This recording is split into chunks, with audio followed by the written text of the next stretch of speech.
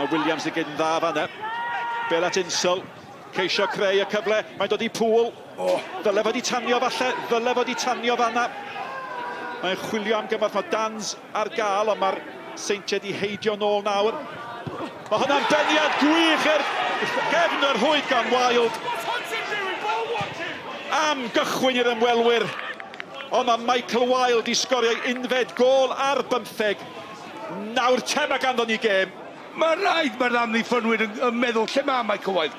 Mae'n chwarae mor dyfn, mae'n medru amseru rediad, mae'n dod rownd y posti bella, a mae'n gwybod mae momentum ganddo fo i neidio'n uwch na pawb, cadw'r amddiffynwyr lawr, defnyddio fel dipyn bach o ystol, a peniad. Wel, hwnna'n dasgawd i rywun fo Michael Wild.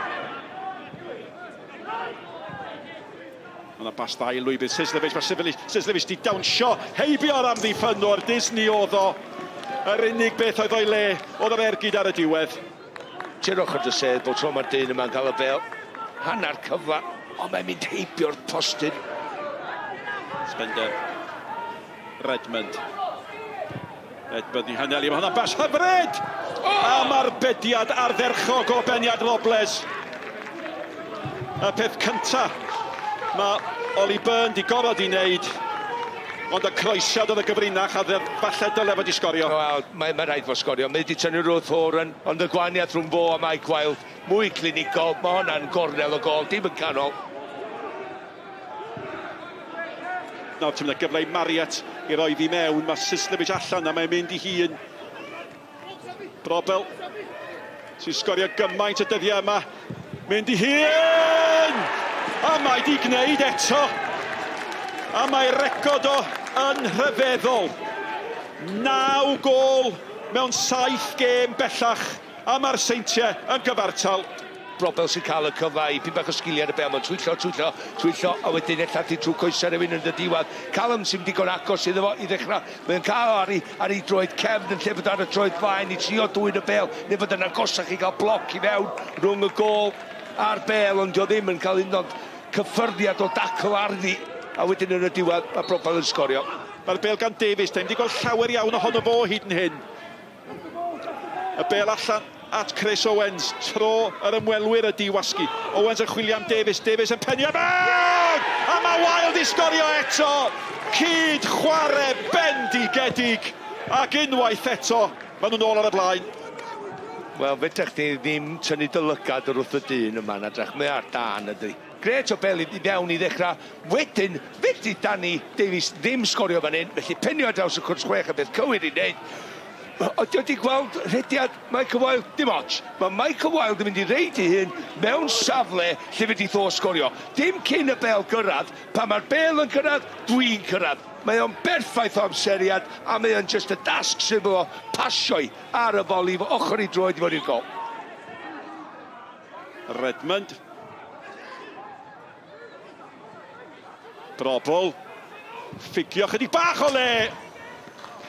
A mond hynna mae isio. Ti'n deud chydig bach o le, mond hannar llath mae angen.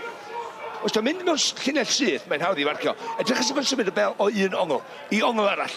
A wedyn mae'n agor y gol i fyny dyn wrth siapio i gorff, i fynd un ffordd a chwipio y draws i'n gornel arall. Mae'r golwr yn ei dda i ddarllen hwnna. Da ni mewn i'r amser ychwanegol ar ddiwedd yr amser ychwanegol. Mae hwnna wedi cael ei rheoli gan Insel. Y bel at Disney. Unwaith eto mynd at Wild, a mae Wild i cael ei hat-trick. Dyma chi stori, Oedd o di bod yn ddreinen yn ystlys y Seintiau gydol yr hanner cynta. Ond nawr mae o'n ddyn sydd wedi gwirdroi tynged y tymor yma. Y Seintiau newydd un, Cei Conna Tair. Ydy'r Seintiau newydd yn nabod Michael Wild? Yndi, oherwydd oedd o'n yma am fynyddoedd maith yn sgorio goliau fel hyn. Mae'r peniad yma unwaith eto yn dangos faint o benderfynol ydi o i gyrraedd y bel na pan mae'r bel yn cyrraedd. Gwych ganddo fo.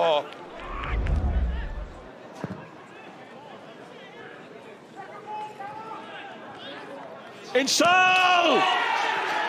Oedi amddiffynol. Gwendid amddiffynol. A dwi'n credu mai dyma'r tro cyntaf i'r Seintiau ildio 4 gôl adre ers 2017, ond mae'n gôl arwyddocaol am reswm llawer mwy na hynny. O bosib, mae'n gôl sy'n rhoi'r fuddugoliaeth ac o bosib y pencampwriaeth i Geicona. Mae Wild yn ei digon i pwysau ar Marriott. Diolch methu cyrraedd i. Felly mae o'n rhyw benio i fewn i'r cwrs, wel, bron i'r cwrs 6. Ond be mae Insol yn neud ydy, rhagweld mae'r bel yn dod i fownsio i'r lwybr yma. Dwi'n mynd i amseru'n rhediad rhag ofn, a mae'n cymryd y gamble. Mae o'n ganol y gol. Mae'r dasg wedyn, diolch yn coelio feint o leg yn yma, feint o amser yn yma, a mae o'n just pasio i fewn efo blaen i droed. Yn ychydig bach o le gan Hudson. Nawr te mae Hudson cael ei wthio ar llawr, mae'n gec o'r Smotin. Davies ydi hildio i. A dyna'r peth creadigol cyntaf byddwch chi'n deud mae Hudson di wneud. Wel, yn yr ail hanner, yr unig beth maen nhw wedi greu hyd de. Wel, mae rhaid i Drape sgorio yn does i roi y llygedyn lleia o obaith. Weddwch chi be, mae rhaid canmol ar arbediad. Mae rhaid canmol Oliver Byrne, ond dyna chi halen ar ddrywiau'r Seintiau. Dyna chi groniclo'i prynhawn nhw mewn un eiliad.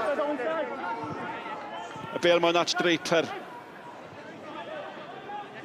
Brobl yn mynd i hun. A tro golwr Geicona i ddangos eto pam fod yn un o'r golwyr gorau yn y cyngrair. Am gam tuag at y pencampwriaeth gan Geicona. Seintiau newydd 1, Geicona 4. We scored at really good times. The second half we just went into a European block that we've mastered now over the last 5-6 years, and they're not going to break us down. They will not get through us. So once we got our noses in front, we just flipped it a little bit at half time, and that was the game finished then. Well, I think in terms of the game, when you play against Connah's Quay, they're a very direct team. They put the ball in the box, and we did not defend that well enough.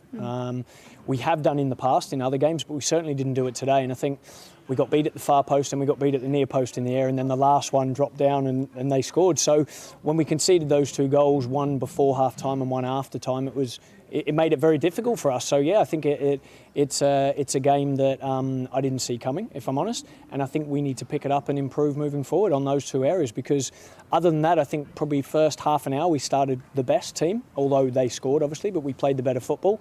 Probably were up in their half and created more chances, and that's very disappointing. Over the moon, but we've just got to go again. I know it sounds a little bit cliche, but it's a tough point in the season at the moment, game after game. You have to take it one by one. So really good results, positive. Performance of the lads was outstanding, and I'm really happy, as you can see, with the smile on my face. Oh yeah. One man who did show his quality, Michael Wild, he's like gold dust for you guys. Yeah, of course he is.